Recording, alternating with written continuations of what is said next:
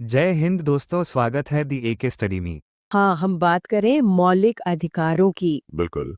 संविधान का भाग 3 अनुच्छेद 12 से 35 तक ये हैं क्या असल में? देखिए, मूल अधिकार या फंडामेंटल राइट्स ये वो बुनियादी अधिकार है जो किसी भी व्यक्ति के, हम कह सकते, चौतरफा विकास मतलब बौद्धिक, नैतिक, भौतिक, इन सब के लिए आवश्यक माने जाते हैं। अच्छा। और इनका स्रोत अमेरिका का संविधान है। हाँ। एक और दिलचस्प बात, संविधान के इस भाग 3 को भारत का मैग्ना कार्टा भी कहा जाता है। मैग्ना कार्टा सुना है ये। जी, ये इंग्लैंड में 1215 का एक ऐतिहासिक दस्तावेज था जिसने पहली बार राजा की शक्तियों पर कुछ लगाम लगाई थी और नागरिकों को कुछ अधिकार दिए थे।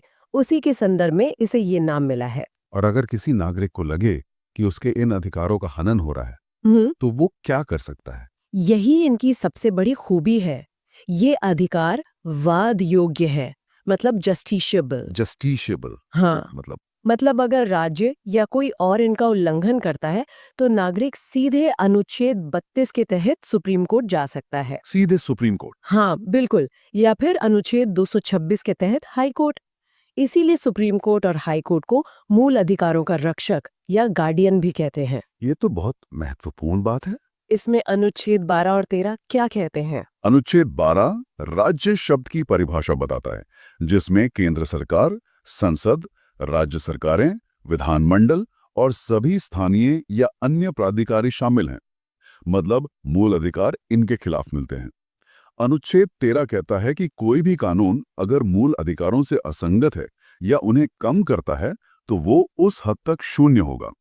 यही न्यायिक समीक्षा का आधार है। जब संविधान बना था तब शायद 7 मौलिक अधिकार थे, अब तो 6 है। एक अधिकार कहाँ गया? आप संपत्ति के अधिकार की बात कर रही हैं? उसे 1978 में 44वें संशोधन के जरिए मौलिक अधिकारों की सूची से हटा दिया गया था। हटा दिया गया था। हाँ। हाँ। अब ये अनुच्छेद 300A के तहत सिर्फ एक कानूनी अधिकार है। पर ऐसा करने की जरूरत क्यों पड़ी? ये एक बहुत बड़ा और जरूरी कदम था। आप सोचिए, सरकार को देश के विकास के लिए सड़कें बनानी है, बांध बनाने हैं और उसके लिए जमीन चाहिए। जब संपत्ति का अधिकार मौलिक था तो कोई भी नागरिक अपनी जमीन देने से मना कर सकता था और सीधे सुप्रीम कोर्ट जा सकता था, जिससे विकास के काम रुक जाते थे। बिल्कुल। इसे कानूनी अधिकार बनाने से सरकार अब जनहित के लिए उचित मुआवजा देकर जमीन का अधिग्रहण कर सकती है। मतलब यहाँ देश के विकास को एक व्यक्ति के अधिकार से ऊपर रखा गया। ये तो एक बहुत ही बारीक संतुलन है। तो अब हमारे पास कौन से 6 मौलिक अधिकार हैं? अब हमारे पास 6 अधिकार हैं। समता का अधिकार, स्वतंत्रता का अधिकार, शोषण के विरुद्ध अधिकार, धार्मिक स्वतंत्रता का अधिकार, संस्कृति और शिक्षा संबंधी अधिकार और आखिर में संवैधानिक उपचारों का अधिकार। इस क्रम को याद रखने का कोई तरीका भी है? मैंने एक ट्रिक के बारे में सुना है, EFERER। हाँ, ये काफी लोकप्रिय ट्रिक है। ई से इक्वालिटी मतलब समता, एफ से फ्रीडम स्वतंत्रता, फिर ई से एक्सप्लॉयटेशन यानी शोषण, आर से रिलीजन धर्म, फिर ई से एजुकेशन शिक्षा और आर से रेमेडीज यानी उपचार। ये याद रखने में मदद करती है। चलिए इनको थोड़ा और समझते हैं। समता का अधिकार, अनुच्छेद 14 से 18। अनुच्छेद 14 काफी दिलचस्प लगता है। हाँ, अनुच्छेद 14 में दरअसल 2 कॉन्सेप्ट्स हैं। पहला है विधि के समक्ष समता यानी इक्वालिटी बिफोर लॉ। ये यूके से लिया गया है। इसका क्या मतलब है? ये एक तरह से नेगेटिव कॉन्सेप्ट है। मतलब कानून के सामने सब बराबर है, कोई स्पेशल ट्रीटमेंट नहीं। ठीक है। और दूसरा? दूसरा है विधियों का समान संरक्षण यानी इक्वल प्रोटेक्शन ऑफ लॉज। ये यूएसए से लिया है। ये पॉजिटिव कॉन्सेप्ट है। ये कहता है कि समान परिस्थितियों में सबके साथ समान व्यवहार होगा। लेकिन अगर परिस्थितियां अलग हों तो? हाँ, यही इसका पॉजिटिव पहलू है। अगर परिस्थितियां अलग हैं, जैसे महिलाओं की, बच्चों की या समाज के पिछड़े वर्गों की, तो राज्य उनके उत्थान के लिए विशेष प्रावधान कर सकता है, जिसे हम सकारात्मक भेदभाव या पॉजिटिव डिस्क्रिमिनेशन कहते हैं। अच्छा, ताकि असल में समानता आ सके। बिल्कुल। इसी सिद्धांत पर अनुच्छेद 15(3) और 15(4) महिलाओं, बच्चों और पिछड़े वर्गों के लिए विशेष व्यवस्था की इजाजत देते हैं। और अनुच्छेद 16(4) सरकारी नौकरियों में आरक्षण की बात करता है। तो अनुच्छेद 15 और 16 इसी से जुड़े हैं। जी, अनुच्छेद 15 कहता है कि धर्म, जाति, लिंग या जन्मस्थान के आधार पर कोई भेदभाव नहीं होगा। लेकिन इसी में एक क्लॉज जोड़ा गया है कि राज्य महिलाओं, बच्चों या सामाजिक और शैक्षिक रूप से पिछड़े हुए वर्गों के लिए कुछ स्पेशल प्रावधान कर सकता है। ओके, तो ये एक अपवाद की तरह है। हाँ, कह सकते हैं। और इसी तरह अनुच्छेद 16 है। ये सरकारी नौकरियों में मतलब लोक नियोजन में सबको बराबर मौके देने की बात करता है। Right to equal opportunity. बिल्कुल। लेकिन यहीं पर एससी, एसटी और ओबीसी के लिए आरक्षण करने की शक्ति भी राज्य को दी गई है।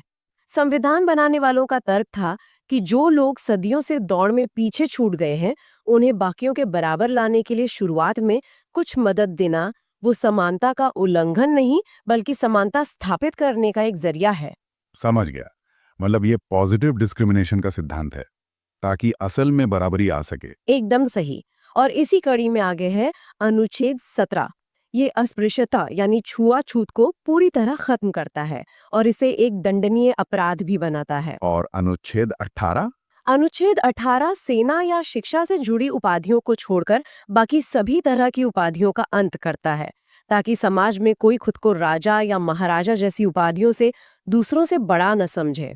यहीं पर एक सवाल है, अगर अनुच्छेद 18 उपाधियों का अंत करता है, तो फिर सरकार भारत रत्न या पद्मश्री जैसे सम्मान कैसे देती है? ये तो एक विरोधाभास जैसा लगता है।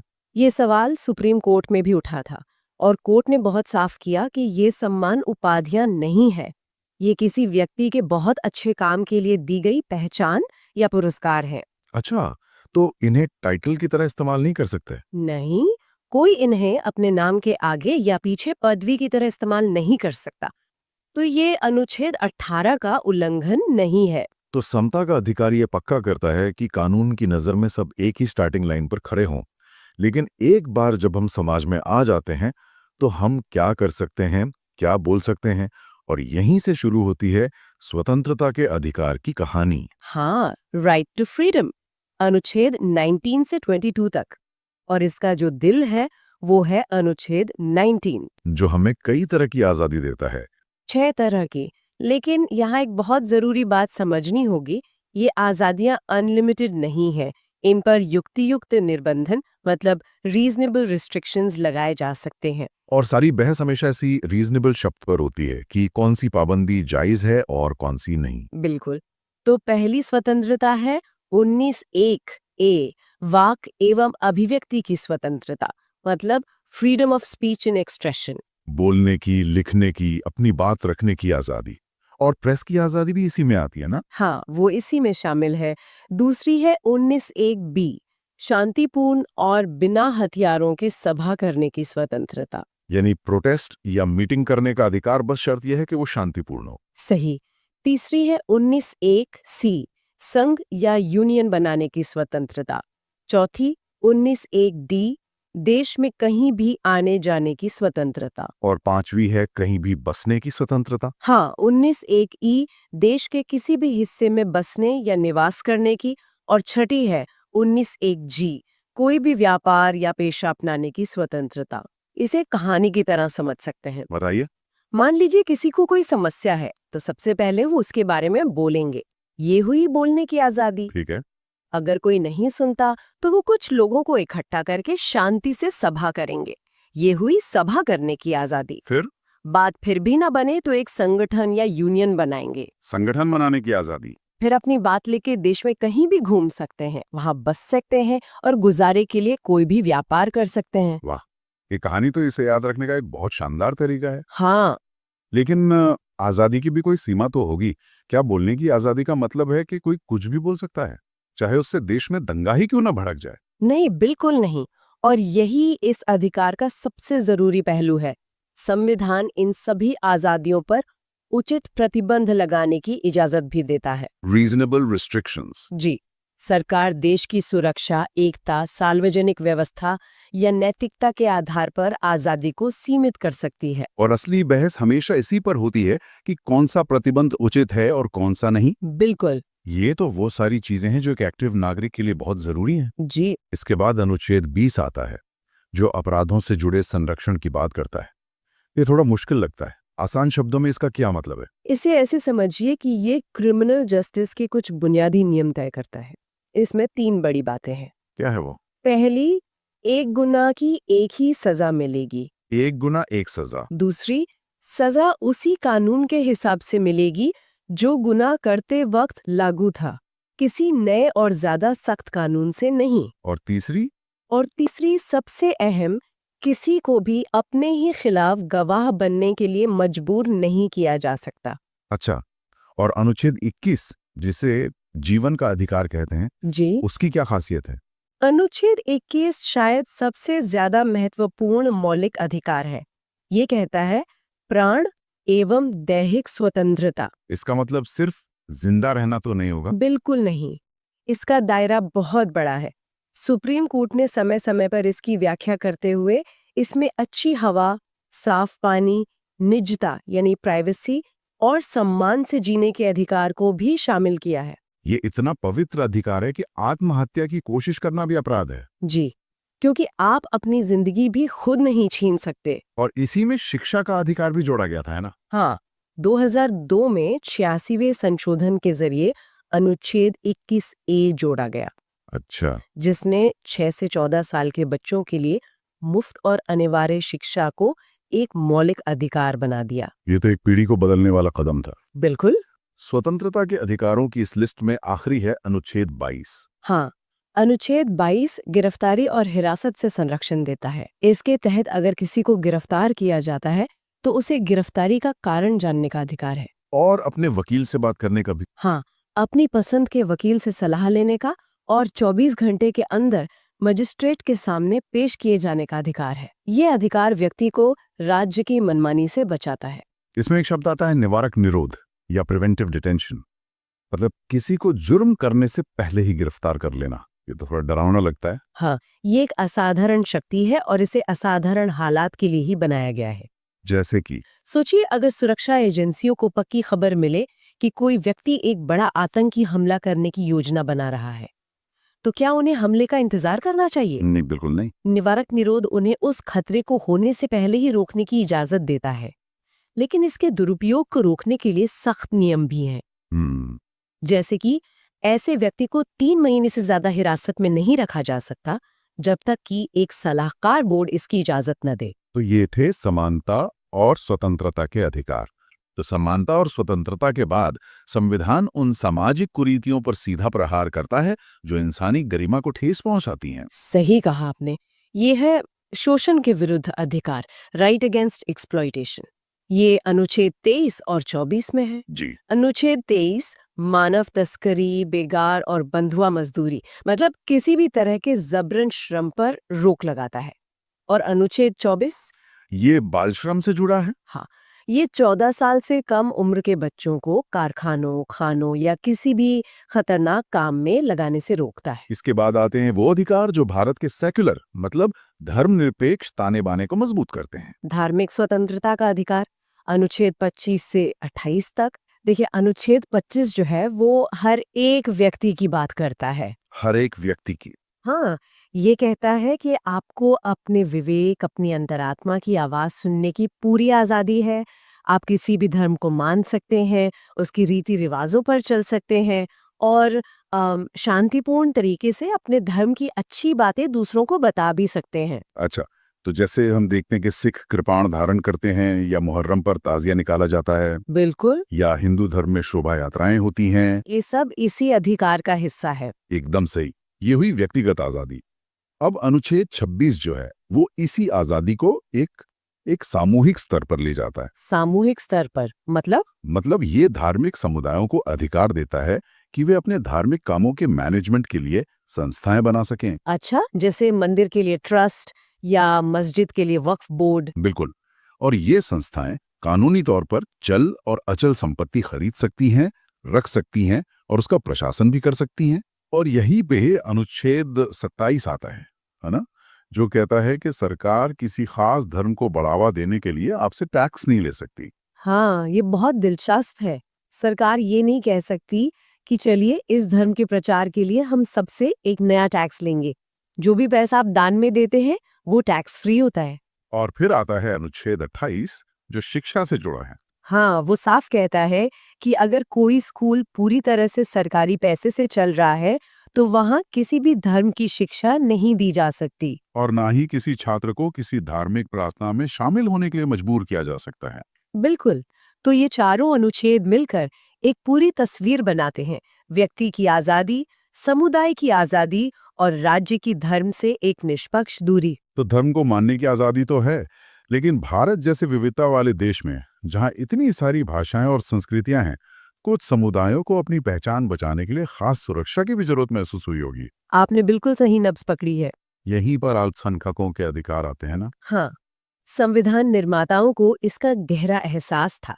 इसीलिए अनुच्छेद 29 और 30 को संविधान में जगह दी गई। तो अनुच्छेद 29 क्या कहता है? अनुच्छेद 29 कहता है कि भारत के किसी भी हिस्से में रहने वाले नागरिकों के किसी भी समूह को जिनकी अपनी अलग भाषा, लिपि या संस्कृति है, उसे बचाने का पूरा अधिकार है। और इसी में ये भी है कि किसी भी सरकारी या सरकारी मदद वाले स्कूल कॉलेज में सिर्फ धर्म, जाति या भाषा के आधार पर एडमिशन से मना नहीं किया जा सकता। सही।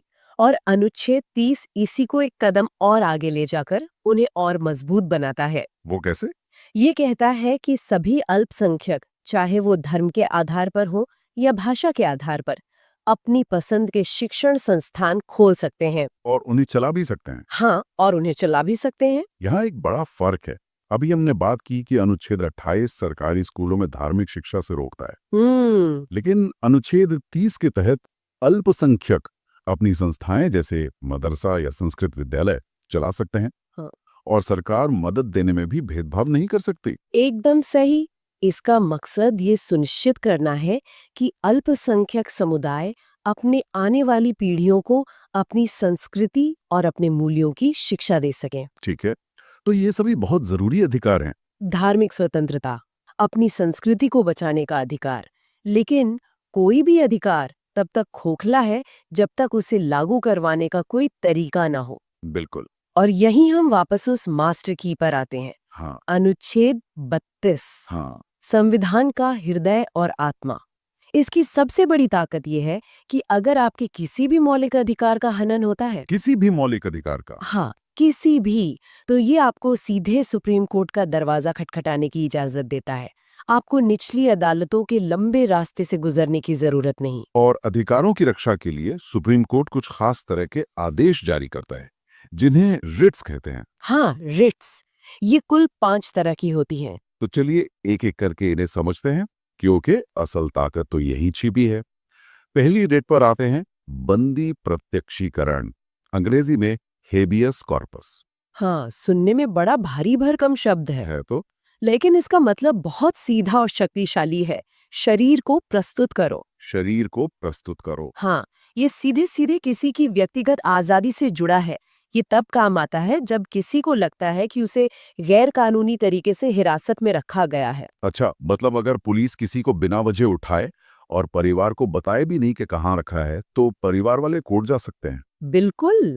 और कोर्ट पुलिस से कहेगा कि उस व्यक्ति को हमारे सामने लाओ और ये भी बताओ कि किस कानून के तहत हिरासत में रखा है। ये तो राज्य की मनमानी पर एक बहुत बड़ा अंकुश है। निश्चित रूप से। ठीक है। दूसरी रिट है परमादेश, मैंडेमस। इसके नाम से लगता है कि ये कोई बड़ा आदेश है। इसका शाब्दिक अर्थ ही है हम आदेश देते हैं। हम आदेश देते हैं। हाँ, सोचिए, किसी सरकारी दफ्तर में आपका कोई काम महीनों से अटका पड़ा है। आप शिकायत कर कर के थक गए, लेकिन संबंधित अफसर कुछ कर ही नहीं रहे हैं।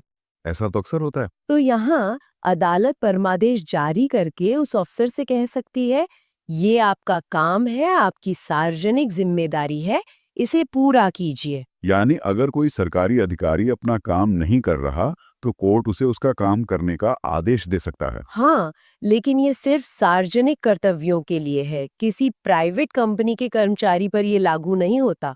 अच्छा, अगली रिट का नाम तो और भी मजेदार है, अधिकार पृच्छा या क्वो वारंट को। किस अधिकार से? किस अधिकार से? ये तो किसी के पद को चुनौती देने जैसा लगता है। आपका अंदाजा बिल्कुल सही है। ये रिट तब जारी होती है जब कोई व्यक्ति गैर कानूनी तरीके से कोई सरकारी पद हासिल कर लेता है। जैसे फर्जी डिग्री दिखाकर या रिश्वत देकर। हाँ, बिल्कुल। तो कोई भी आम नागरिक कोर्ट जाकर इस पर सवाल उठा सकता है। कोई भी? हाँ, तब कोर्ट उस व्यक्ति और विभाग से पूछेगा कि आपने किस अधिकार से ये पद धारण किया है, और अगर नियुक्ति गैर कानूनी पाई गई तो उस व्यक्ति को तुरंत पद से हटा दिया जाएगा। वाह, अब अगली दो रेट्स थोड़ी मिलती जुलती लगती हैं, प्रतिषेध प्रोहिबिशन और उत्प्रेषण सर्शोररी। हाँ, इन दोनों में अक्सर लोग कंफ्यूज हो जाते हैं। दोनों ही मामलों में एक ऊपरी अदालत मतलब सुप्रीम कोर्ट या हाई कोर्ट अपनी निचली अदालत को आदेश देती है। तो फर्क क्या है? फर्क उनके मकसद और समय का है। ठीक है, तो पहले प्रतिषेध को समझते हैं। इसका मतलब है रोकना। बिल्कुल, ये एक तरह का स्टे ऑर्डर है। ये तब जारी किया जाता है जब कोई निचली अदालत अपने अधिकार क्षेत्र से बाहर जाकर किसी केस की सुनवाई कर रही हो। मतलब गलती होने से पहले ही उसे रोक दो। सही पकड़ा। ये कार्यवाही के दौरान ही जारी की जाती है, उसे रोकने के लिए। तो फिर उत्प्रेषण इससे अलग कैसे है? उत्प्रेषण का मतलब है और ज्यादा सूचित करना या अपने पास मंगवा लेना।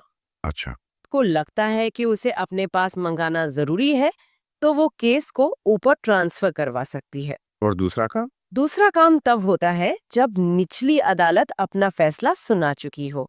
अगर ऊपरी अदालत को लगता है कि फैसले में कोई बड़ी कानूनी गलती हो गई है तो वो उस फैसले को रद्द कर सकती है। बिल्कुल। तो संक्षेप में प्रतिषेध रोकता है और उत्प्रेषण या तो केस को अपने पास मंगाता है या दिए जा चुके फैसले को खारिज करता है। इन सभी रिट्स के बारे में सुनकर एक बात तो साफ है, संविधान निर्माताओं ने ये कल्पना की थी कि सत्ता का दुरुपयोग हो सकता है और उन्होंने पहले से ही हर नागरिक के हाथ में इसके बचाव के रास्ते थमा दिए थे। बिल्कुल। ये अधिकार सिर्फ कागज पर लिखे आदर्श वाक्य नहीं है। अनुच्छेद 32 इन्हें हकीकत में बदलने की शक्ति देता है। तो ये थे हमारे संविधान के 6 मौलिक अधिकार। ये वाकई एक नागरिक को सिर्फ अधिकार ही नहीं बल्कि एक आवाज और हिम्मत भी देते हैं। आज की हमारी इस चर्चा से एक सवाल ये है कि संपत्ति के अधिकार को किस संविधान संशोधन के तहत मौलिक अधिकारों की सूची से हटाया गया था? अपना जवाब हमें कमेंट्स में बताइए। आगे इसी अफर्मेटिव वीडियो को देखने के लिए इस चैनल को लाइक, सब्सक्राइब, शेयर दोस्तों से साथ जरूर करें।